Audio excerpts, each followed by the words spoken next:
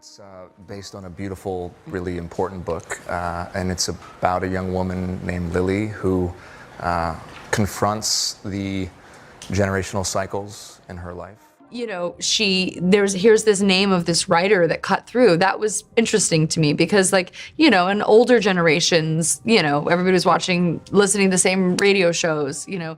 Blake Lively, a staple of Hollywood's elite, finds herself in a less than glamorous predicament. Insiders reveal that she is frantically trying to manage a deluge of information that Justin Baldoni has just released on a new website. Information he claims will clarify their intensifying legal battle. Until now, Blake appeared to have the advantage, with her narrative dominating headlines and gaining widespread attention. However, the tables turned when Justin, the star and producer of It Ends With Us, launched a website featuring legal documents, behind-the-scenes clips, and text message screenshots that contradict nearly every aspect of Blake's account. Previously, Blake had accused Justin of highly inappropriate behavior on set, depicting him as a major source of disruption during their collaboration on the film. Her supporters alleged that Justin manipulated scenes, ignored her boundaries, and dismissed her creative contributions. These claims received extensive media coverage, with many commentators leaning towards Blake's version of events. Justin, on the other hand, consistently denied these accusations, but had not shared many details until now. He was assembling this extensive digital response, and according to his representatives, the content on his website presents a starkly different view of who really had control during the film's production. Rather than allowing Blake's portrayal to monopolize public opinion, Justin has launched a website featuring what he terms raw data, designed to dispel any misconceptions. One section of the site directs visitors to an updated legal complaint that implicates Blake, her publicist, and a prominent newspaper in what Justin claims is a defamation campaign against him. Another section offers a meticulously detailed timeline, tracing the developments from when Justin first secured the rights to It Ends With Us to the current war of narratives. He argues that the media assault he faced was premeditated for months, pointing out that a specific publication was not merely reporting, but actively collaborating with Blake and Ryan Reynolds to push a biased narrative. On her end, Blake has presented herself as an actress forced into distressing and demeaning scenarios during the production. She accused Justin of crossing personal boundaries, flouting standard industry practices, and claiming credit for her creative ideas. It's a bit of a tough adjustment in our house, but it's good. I mean, I have two other daughters, so my oldest is very into the baby, but my middle child, not so much. But we're thinking of keeping her. Yeah. Does she like play with her? What does she think? Well, she sort of like pretends to play with her. So like in the beginning, our oldest is like loving on her, and she's like very maternal, and then our middle daughter is just keeps away from her. But there's no hesitancy. I'm happy to send it to you, and I'm sorry that has happened to you before, and I hope after this experience there will be a new, I don't know, I hope it'll be healing in some way, because that's all I want. I want this movie to be healing. I want this movie to be commercial just like you, and affect people and touch people, and I want to walk you through my whole plan, and the work that we're doing with the domestic violence partner that we found no more, and just my vision, and I just know that this can be really, really special, and it's gonna be special, and you're the secret sauce, and we're the secret sauce. And anyways, I have so much more to say. I'm gonna stop rambling, because Jesus Christ, it's been 6 minutes and 30 seconds, so me. I'm sorry. You probably have kids all over you and a baby on your boob, and you're listening to me ramble at 2 a.m. I hope you're feeling better, and give Ryan my love.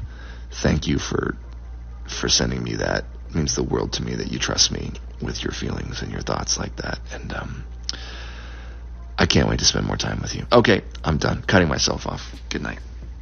She suggested that Justin's production team acted unprofessionally. Her grievances were ignored, and her calls for a respectful working environment went unheeded. In her legal filings, Blake included excerpts of text messages that seemed to support her claims, leading many to believe her side of the story was clear-cut. However, Justin's website counters this by displaying what he alleges are the complete conversations with timestamps, which contradict the selective excerpts circulated by Blake's camp. This revelation introduces a complex layer of he said, she said, enriched by digital evidence that complicates the narrative significantly. Among the more dramatic accusations from Blake's camp was the claim that Justin blatantly disregarded established boundaries during the filming of sensitive scenes. She suggested that there were no proper guidelines for handling intimate scenes, leaving her feeling trapped and unsupported. In contrast, Justin's website now showcases internal production emails and schedules that tell a different story. According to these documents, an independent consultant was engaged for the film. Daily check-ins were standard,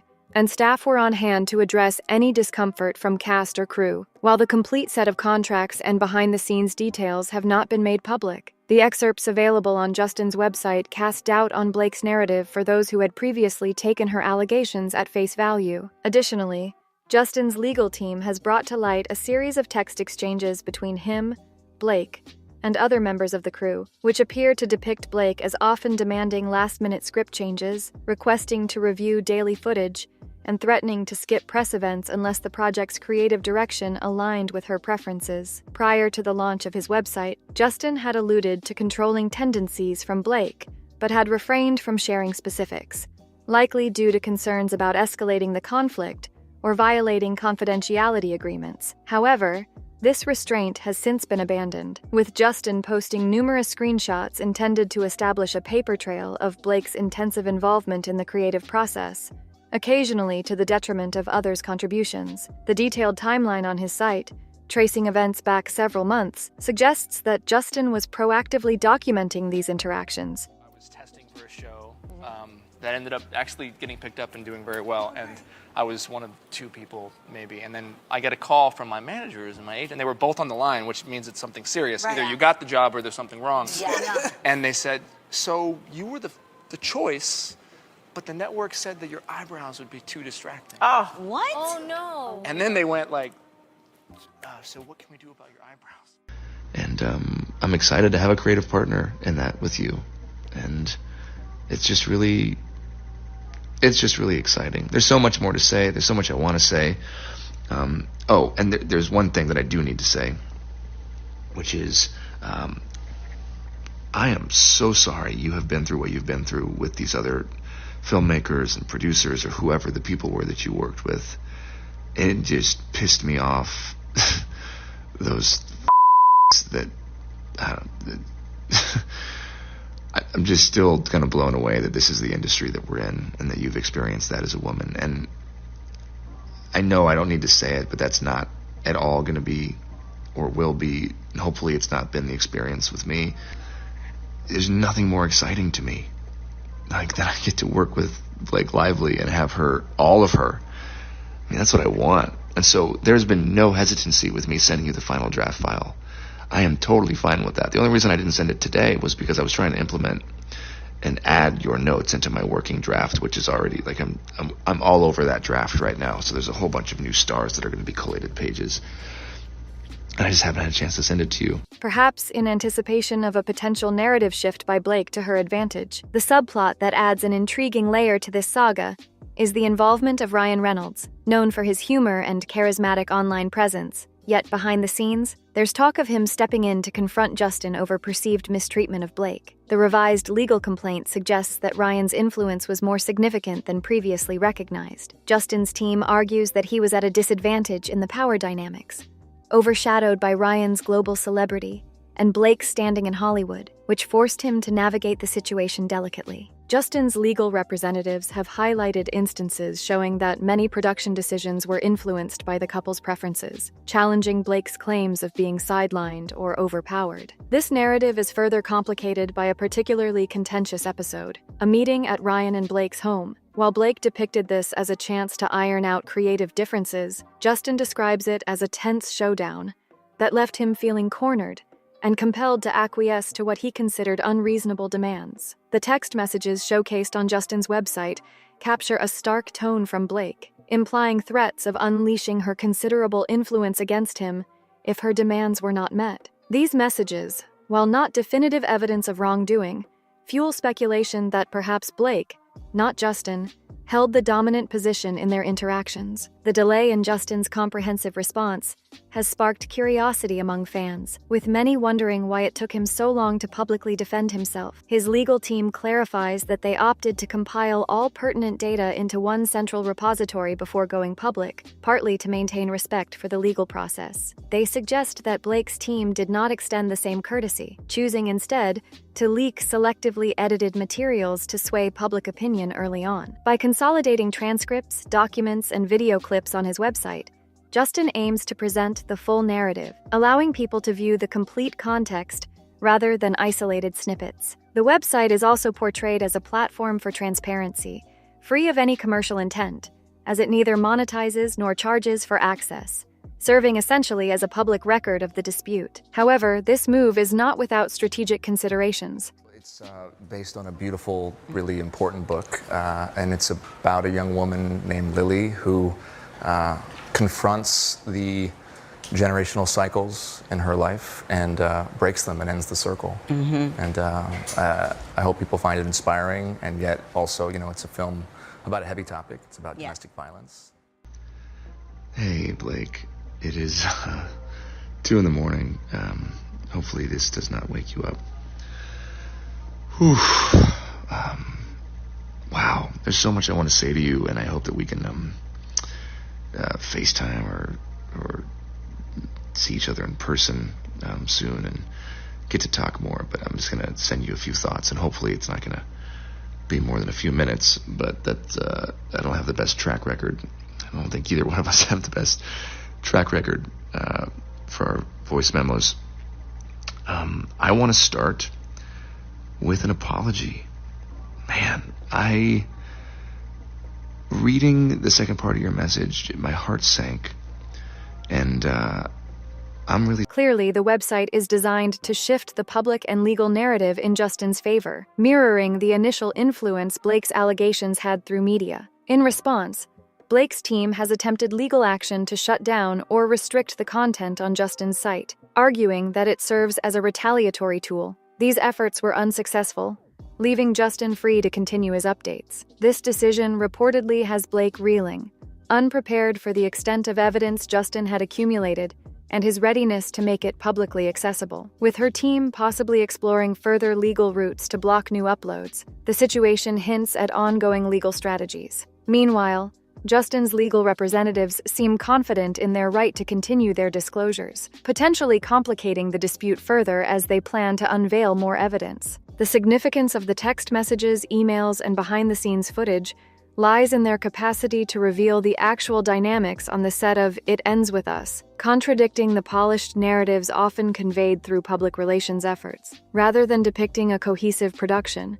this evidence illuminates a scenario fraught with creative conflicts and personality clashes. Blake's influence, amplified by her partnership with Ryan, apparently positioned her favorably in disputes. Justin, tasked with balancing roles as an actor, director, and producer, faced the formidable challenge of managing these tensions alongside his extensive responsibilities. This scenario suggests a complex interplay of pressures that blur the traditional narratives of victim and antagonist. Additionally, the content on Justin's website complicates the narrative with indications of initially positive interactions between Blake and Justin. Early exchanges show them engaging in lighthearted banter, mutual praise for professional capabilities, and collaborative discussions on character and production elements. Such interactions imply that the working relationship started on a congenial note, with both parties enthusiastic about their joint venture. This paints a picture of a partnership that, while initially harmonious, deteriorated over time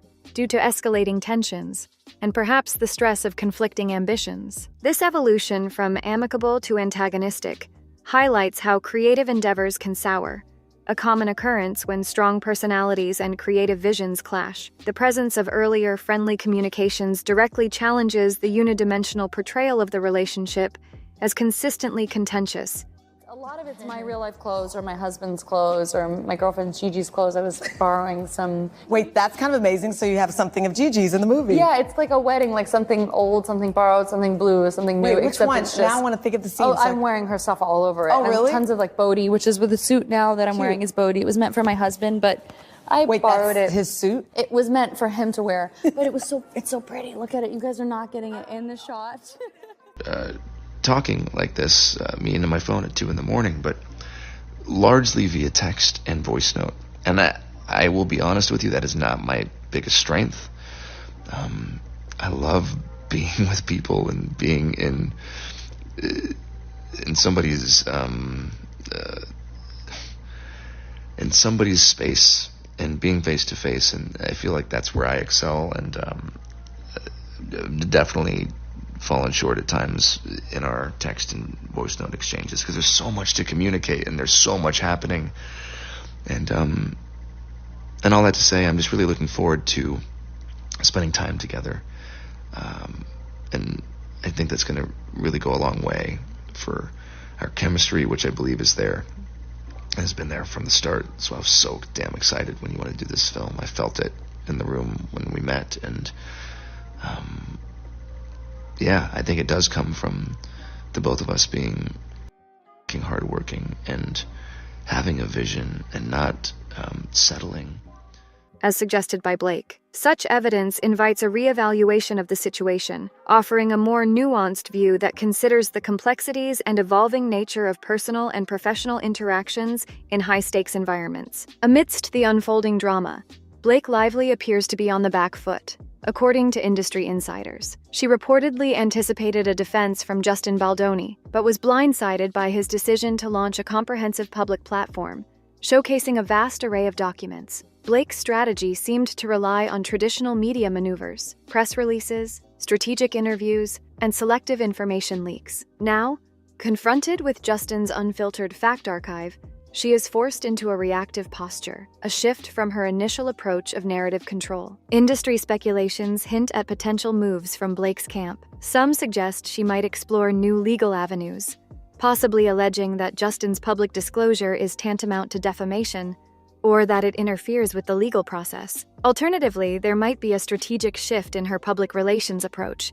framing herself as the victim of an aggressive onslaught, aiming to garner public sympathy by portraying herself as responding to unwarranted attacks. The public's reaction is mixed and intense. On social media, the divide is clear. Supporters of Blake rally under Team Blake, viewing Justin's website as a strategic, possibly deceptive move to discredit her. This faction sticks closely to Blake's narrative of being unfairly targeted in a calculated manner. Conversely, Team Justin supporters argue that the content Justin has shared, particularly the texts and videos, illustrates that Blake was, in fact, the manipulator, attempting to control the narrative and the production from the outset. Amidst these polarized views, a segment of the audience remains undecided, cautious about drawing conclusions without seeing the full picture, suggesting that the truth may be more complex and layered than what is presented. For many, the direct access to unedited documents provides a valuable, albeit challenging, opportunity to form their own judgments based on the raw evidence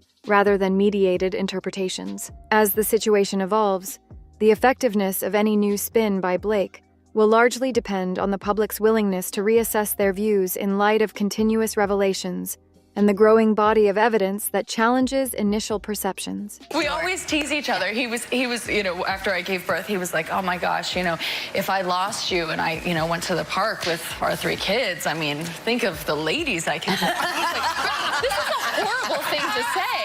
And he's like, I've got a long list. And I was like, oh, really? Because I just have one on my list. I didn't have anyone on my list. And then it wasn't funny anymore. No, it's so much more of a burn. He's like, wait, who? And I was like, think of someone. Think of someone. Bob Newhart. I don't know. And find my way back to center. That is one thing I can assure you of. And I'm sorry I made you feel that way. That must have felt terrible.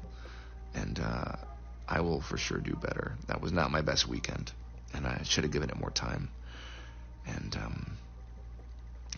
damn right, you got great friends if that's how you felt and they knew that. And we should all have friends like that, aside from the fact that they're 2 of the most creative people on the planet. The 3 of you guys together is unbelievable. Talk about energy and just a force, all 3 of you. But I just wanted you to know that I didn't need that, because it's really good and it's going to make the movie sing like you said, and I'm excited to go through the whole movie with you. I'm just excited to spend time with you. I'm excited to be in your sphere and your presence, and for us to share creative juices together, although that sounds terrible. I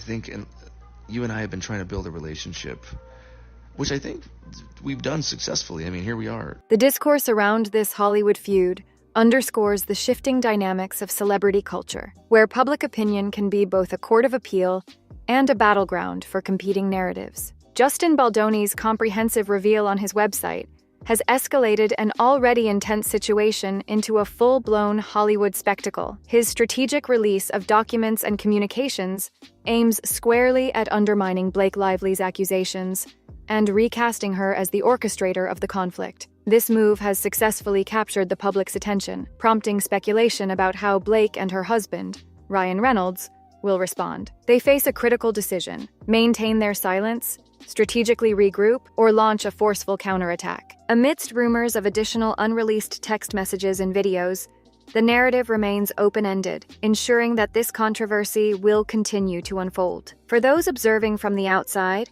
it's a riveting, real-time drama with high stakes, where personal and professional reputations are at risk. This isn't a fleeting scandal. It's a significant confrontation that may only escalate further as each party possibly exhausts their strategic options. Blake, accustomed to the glitz and glamour of Hollywood premieres, finds herself under a spotlight far more intense and unforgiving than any red carpet. As more digital evidence surfaces on Justin's platform, the challenge for Blake will be profound. She must navigate this new, more complex perception of her character and career in an industry that can be unforgiving and quick to judgment. How she maneuvers through this crisis could redefine her image and influence within the entertainment world. The unfolding events may prove to be as dramatic and unpredictable as any Hollywood script, with real-life consequences for everyone involved.